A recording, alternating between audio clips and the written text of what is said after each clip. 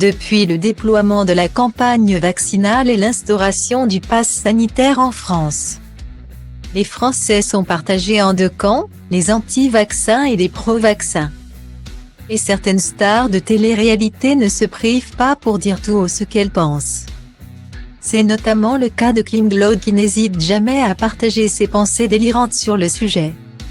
Elle a d'ailleurs choisi de passer ses vacances en Grèce, où elle affirme sur Instagram, le port du masque n'est pas obligatoire dans tous les espaces clos.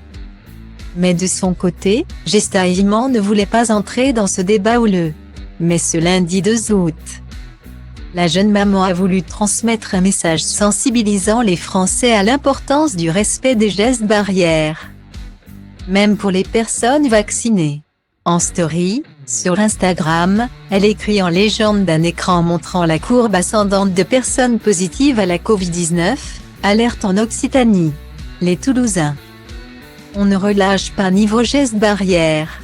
Le vaccin ne protège pas de la transmission, a-t-elle indiqué, précisant alors qu'il ne s'agissait pas d'un message anti-vaccin. Et pourtant, le message envoyé par la jeune femme a été perçu comme tel par une soignante. Gesta a partagé un message reçu sur Instagram. Quelle inconscience ce message, vous n'avez pas le droit d'écrire ça. Le vaccin ne protège pas des transmissions, ça on le sait depuis le début, ce n'est pas un scoop, mais il diminue très fortement la transmission. Une personne vaccinée est moins contagieuse qu'une personne non vaccinée. Et c'est une soignante qui vous parle. Si vous avez un minimum de respect pour les soignants, arrêtez de parler de choses que vous ne connaissez pas. Peut-on lire dans cette missive des accusations auxquelles Gesta Iman a réagi avec la verve qu'on lui connaît. Arrêtez avec vos pro-anti-vaccins. Je ne rentrerai pas dans ce débat car c'est personnel. Je vous invite simplement à ne pas relâcher vos gestes barrières.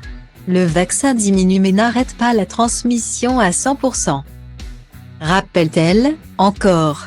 Et pour ceux qui auraient davantage de questions, Emmanuel Macron est à votre écoute sur Tito.